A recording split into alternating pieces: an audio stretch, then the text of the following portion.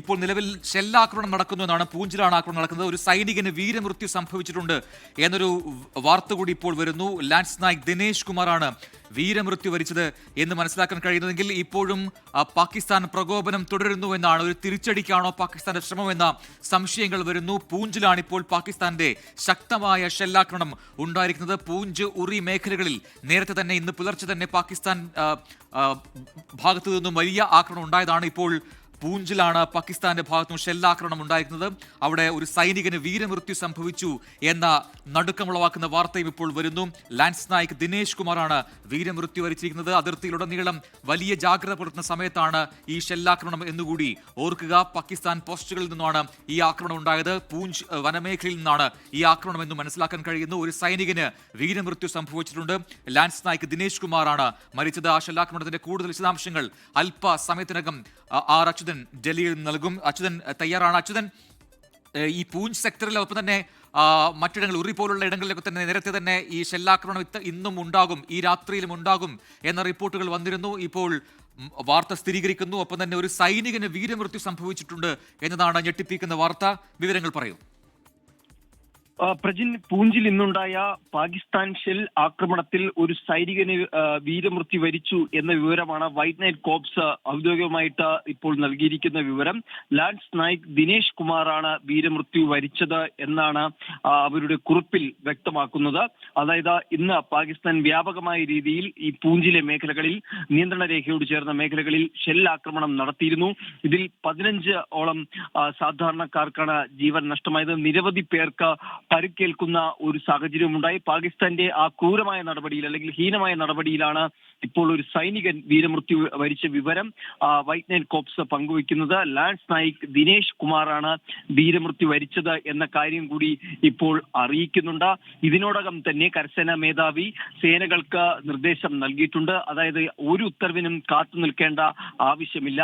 പാകിസ്ഥാന്റെ ഭാഗത്തു നിന്ന് ഏതെങ്കിലും തരത്തിലുള്ള പ്രകോപനപരമായിട്ടുള്ള ഇടപെടൽ ഉണ്ടായിക്കഴിഞ്ഞാൽ ഉചിതമായ മറുപടി നൽകുവാൻ പൂർണ്ണ സ്വാതന്ത്ര്യം ഇതിനോടകം സേനകൾക്ക് നൽകിക്കഴിഞ്ഞു.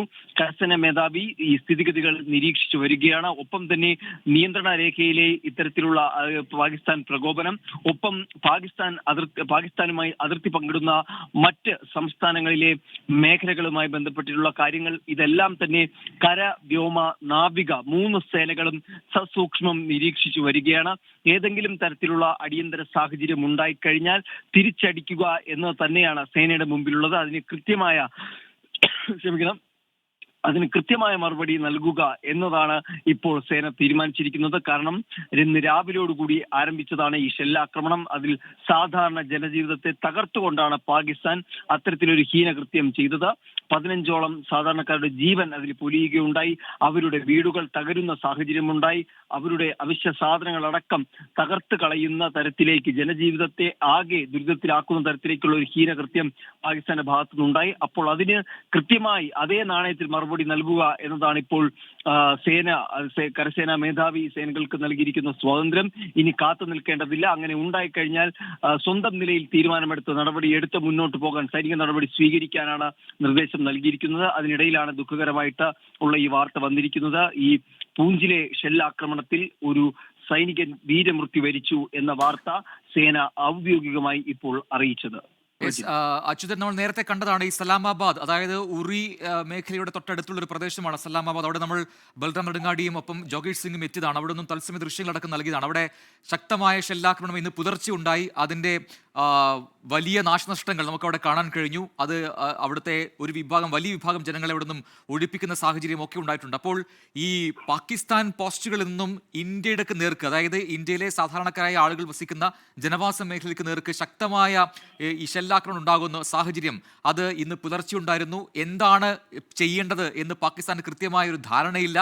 ഏത് ഭാഗത്തേക്കും ഇന്ത്യക്ക് നേരെ വെടിവെക്കുക അല്ലെങ്കിൽ ഷെല്ലുകൾ വർഷിക്കുക എന്ന രീതിയിലേക്ക് പാകിസ്ഥാൻ പോകുന്നതിൻ്റെ ഉദാത്തമായ തെളിവാണ് നമ്മൾ ഇന്ന് കാണുകയും ചെയ്തത് അവിടെ. അപ്പോൾ അതിൻ്റെ ഒരു തുടർച്ച എന്നോണം കരുതേണ്ടി വരും ഇപ്പോൾ ഈ പൂഞ്ച് സെക്ടറിലെയും ഈ ഷെല്ലാക്രമണം എന്ന് കരുതാം. എന്തായാലും നേരത്തെ അച്യുതൻ പറഞ്ഞതുപോലെ തന്നെ ഈ കൃത്യമായി എന്ത് മറുപടി എന്തും നൽകാം, അതായത് പൂർണ്ണമായ സ്വാതന്ത്ര്യം അത് ആർമിക്ക് നൽകിയിരിക്കുകയാണ്. ആർമി ചീഫ് അടക്കമുള്ളവർ എന്ത് അടി ഉണ്ടായിക്കഴിഞ്ഞാലും തിരിച്ചടിക്കുക, അതായത് പാകിസ്ഥാന്റെ ഭാഗത്തുനിന്നും എന്ത് ആക്രമണം ഉണ്ടായിക്കഴിഞ്ഞാലും അത് തിരിച്ചടിക്കുക എന്നൊരു നിർദ്ദേശം ഇതിനോടകം നൽകിയിട്ടുണ്ട്. നടക്കുന്നുണ്ട്. അതുകൊണ്ട് തന്നെ ഈ പൂഞ്ചിലെ ഒക്കെ ഇപ്പം നടക്കുന്ന ഷെല്ലാക്രമണത്തിന് ഒരു ബദലായി ഒരു തിരിച്ചടി കൃത്യമായി ഈ ഇന്ത്യൻ പോസ്റ്റുകളിൽ നിന്നും ഉണ്ടാകുന്നുണ്ടോ? അത്തരം വിവരങ്ങളുണ്ടോ? പ്രജിൻ, രാവിലെ മുതൽ തന്നെ ഈ ഷെൽ ആക്രമണത്തിന് കൃത്യമായ മറുപടി സേന നൽകിക്കൊണ്ടിരിക്കുകയാണ്. സേന കൃത്യമായ രീതിയിൽ പാകിസ്ഥാന് നേരെ ആ തിരിച്ചടി നടത്തുന്നുണ്ട്. ഇന്നിപ്പോൾ മനസ്സിലാക്കാൻ സാധിക്കുന്ന നിലവിൽ ഈ ഇന്ത്യൻ സേന തിരിച്ചടിച്ചതോടുകൂടിയാണ് ഈ ആക്രമണങ്ങൾക്ക് ഒരു അയവ് ഉണ്ടായിരിക്കുന്നത്. പാകിസ്ഥാൻ ഷെൽ ആക്രമണം താൽക്കാലികമായി അവസാനിപ്പിച്ചിരിക്കുന്നത് എന്ന് വേണം മനസ്സിലാക്കാൻ. ആ ഒരു സാഹചര്യത്തിലേക്ക് കടന്നതോടുകൂടിയാണ് ആളുകളെ അതിവേഗത്തിൽ ഈ ഇടങ്ങളിൽ നിന്ന്, പൂഞ്ച്, രജൌരി സെക്ടറുകളിൽ നിന്ന് ആളുകളെ സുരക്ഷിത സ്ഥാനങ്ങളിലേക്ക് മാറ്റുവാനുള്ള നടപടികളിലേക്ക് കൂടി സൈന്യം കടന്നത്. ആ ഒഴിപ്പിക്കൽ നടപടി ഇപ്പോഴും പുരോഗമിക്കുന്നതായാണ് നമുക്ക് മനസ്സിലാക്കാൻ കഴിയുന്നത്. അവരെ സുരക്ഷിത സ്ഥാനത്തേക്ക് മാറ്റുകയാണ്. എന്നാൽ ചിലർ അവർ പറയുന്ന മറുപടി എന്നുള്ളത് സ്ത്രീകളെയും കുട്ടികളെയും മാത്രമാണ് നമ്മൾ ഇവിടെ നിന്ന് ഇപ്പോൾ മാറ്റി പാർപ്പിക്കുന്നത്. എന്നാൽ തങ്ങൾ ഇവിടം വിട്ടു പോകുന്നില്ല. തങ്ങൾ ഈ ഇന്ത്യൻ സേനയ്ക്കൊപ്പം നിന്നുകൊണ്ട് തന്നെ ഭീകരവാദത്തിനെതിരെ പോരാടും.